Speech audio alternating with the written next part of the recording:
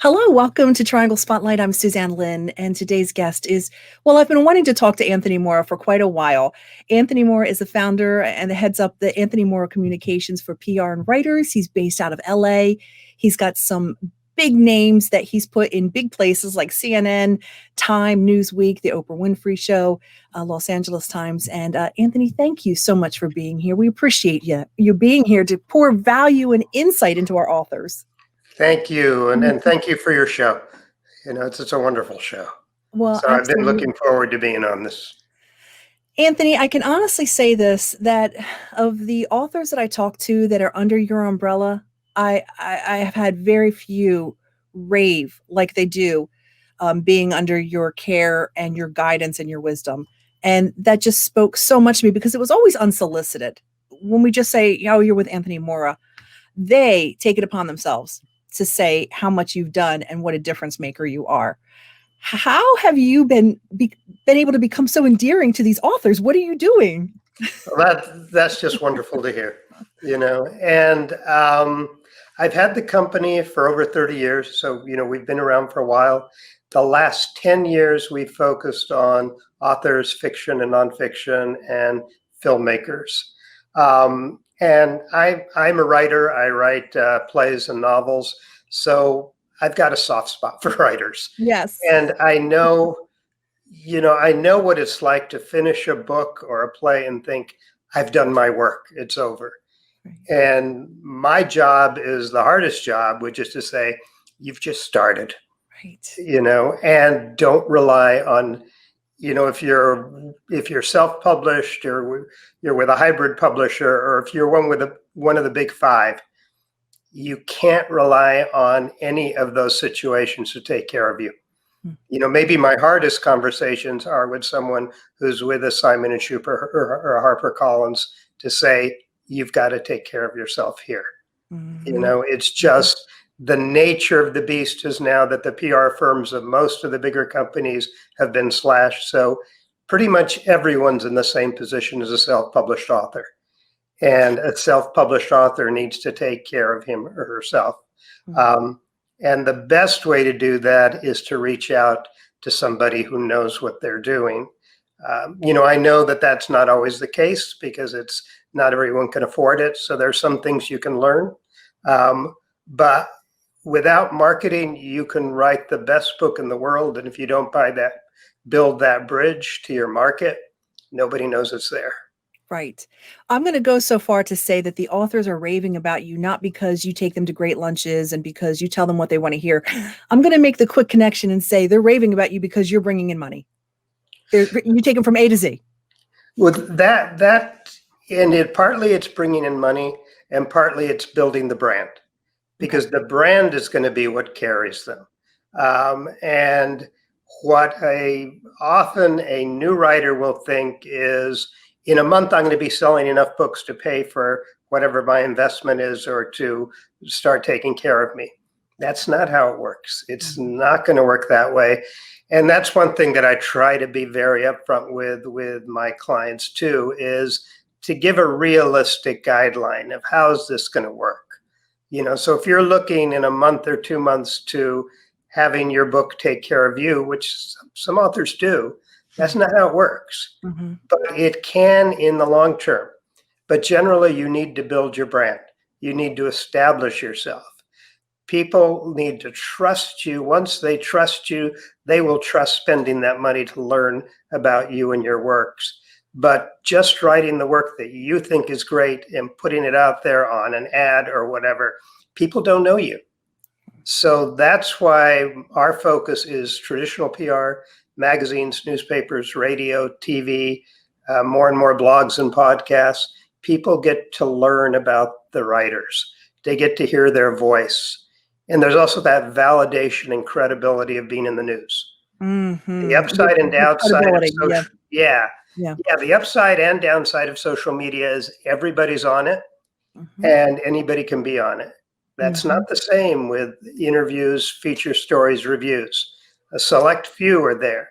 Then you magnify that by pushing that through social media. Mm-hmm. But otherwise, I think you're putting the cart before the horse. If you jump social media first before landing the legitimacy and validation of traditional media, you're doing yourself a disservice from my perspective, because you can establish yourself so much more credibly if you're featuring, an interview on Triangle Spotlight, There you go. Right. That a relationship review. marketing has to come first, you're saying, and then the traditional will kind of take care of itself through earned media sometimes, right? Well, yeah, and the earned media I'd go first, because because anybody can go to bought media, and sometimes it'll work, but usually it'll work if someone knows you.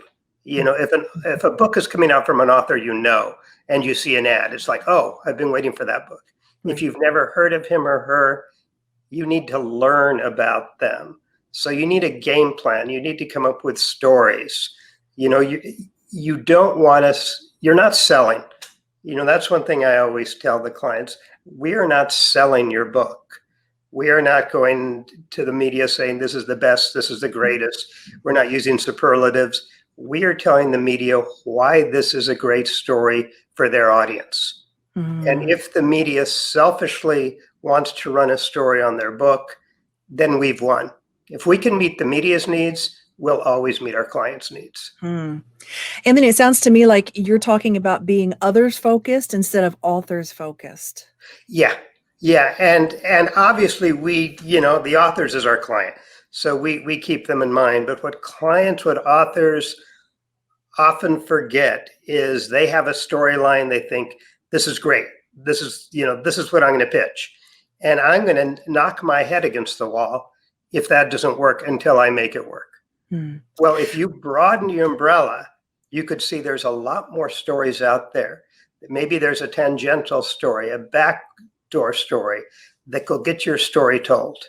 And just a very quick illustration, I was working with an author who wrote a book on long-term health care. So, very important, but it can be a depressing topic. Sure. Dementia, Alzheimer's, issues that come with aging. We were getting a good campaign, but I felt we could do better. I went to the facility that she ran. I saw there was a small dog that was following the nurse around. We wrote a pitch around the dog. The dog didn't see wheelchairs. The dog didn't see dementia. The dog loved everyone. The dog was happy. It became a warm, fuzzy story from a kind of, difficult story to take. And we got NPR, the New York Times, the LA Times, Time Magazine, but we turned it around. But also the client was open enough to say, give that a shot. She very well could have said, hey, I didn't hire you to write a pitch about a dog, but that opened the door, and people need to stand back and see, okay, these are the stories I think will work. These are the stories I want to pitch. Now let's look back and see what stories would the media react to. And that's hard to do. Oh my goodness. Storytelling for storytellers. Yeah. Is how to sell their brand, right? Exactly. PR is ready-made for authors. It's a storytelling medium. Wow. Anthony, there's so many authors and so many books you could just, your head could spin. But when you make a heart connect with someone, you go, oh, wait, I like that. One time my husband, I wanted to go shopping. He wanted to watch a football game. Well, he started unfolding this whole drama about the two coaches, how one used to work for the other. So he knows his game plan. And by the time he was done, I'm like, oh, I got to see what happens. Are you kidding? Yeah. And then I realized what he did. Yeah. And it worked. He connected with you. Exactly. And there was a part of you that understood that part of it and brought you in. And that's what we're looking to do. And what happens is you can't do that. Just to kind of back up, I am not a believer in press releases for 9 times out of 10. Really? Authors. Yeah. Wow. Yeah. Okay. I used to work on the other side of the fence. I was a journalist and the editor of a couple of magazines. So when we get press releases, we'll scan the release. If there's names we recognize, celebrity names, breaking news story, Microsoft, Apple, something, you read it. If you've never heard of the person, chances are it's not a story for you and you keep going. So press releases do have their value. Celebrity stories, breaking news stories, business to business oriented stories. But 9 times out of 10 for a new author, a press release is a one size fits all pitch. You're Mm-hmm. taking that release, you're sending it to everybody. 9 times out of 10, you're going through a news service that's going to send it out, but not tell you who. They'll tell you the media, like they'll say the Wall Street Journal, but they won't say John Doe at the Wall Street Journal. So Right. you won't know who exactly to follow up with. So Mm. yeah, it's gone out to thousands of people. I would much rather send out 25 really focused pitches to writers, journalists, editors, producers that we follow up on, where the pitch is designed for that media. Wow.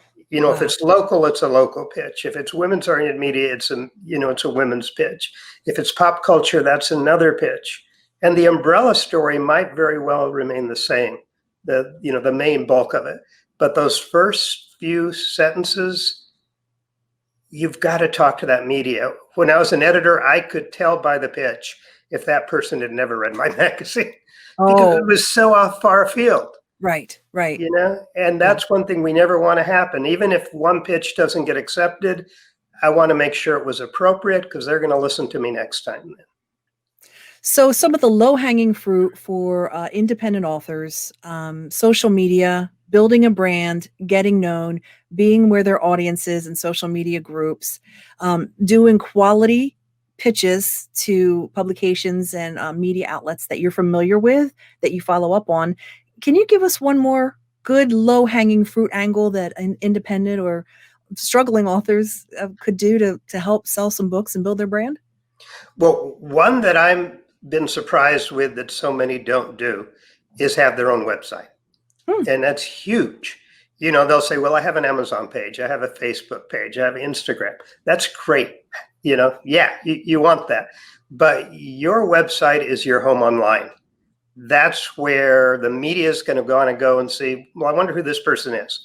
They're going to want to search the website. And then if we're working with a client, whenever we, place that client in a review, an interview, or a feature story, we make sure that that website is highlighted in those stories because that's where they go to you.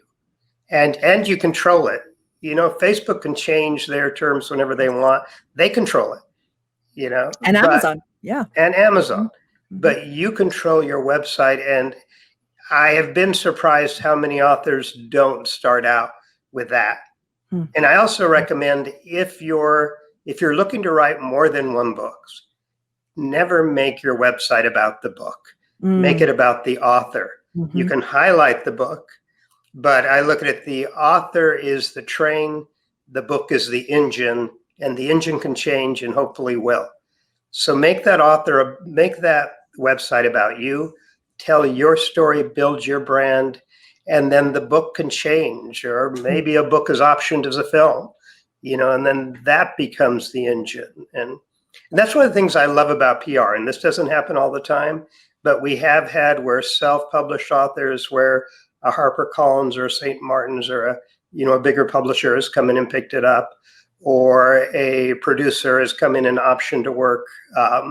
And that's because they've seen the reviews, or they've seen the interviews, or they've seen the features.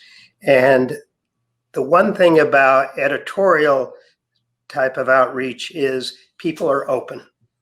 If you're reading an Mhm. ad or a commercial, you're kind of steeled, you're ready to be sold. But if you're reading a story, if you're watching an interview with someone, you're open. So you're much more likely to react positively to that. Hmm.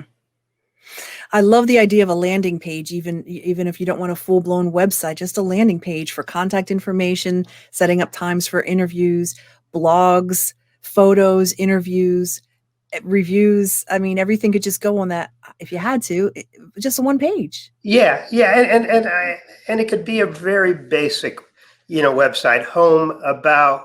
I do want a media page because as you Sure. get media, because that's the other, to respond to one of the earlier questions. One thing that a writer can do, particularly if they are doing PR, is realize PR is a tool.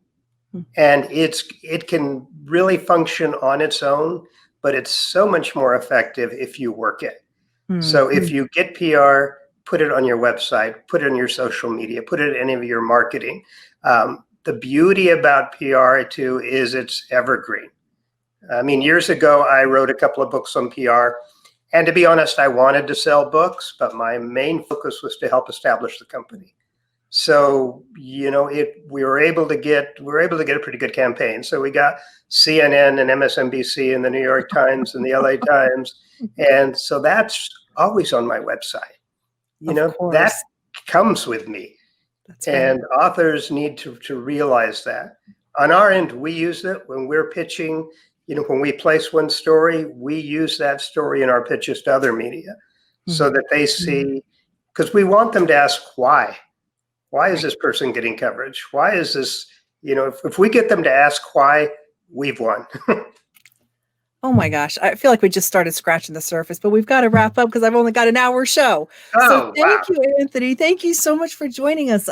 This was great fun. Yeah, let's go ahead and give some contact information, Anthony. How can somebody get a hold of you? It's prforwriters.com is the website. It's also anthonymorecommunications.com is more the umbrella.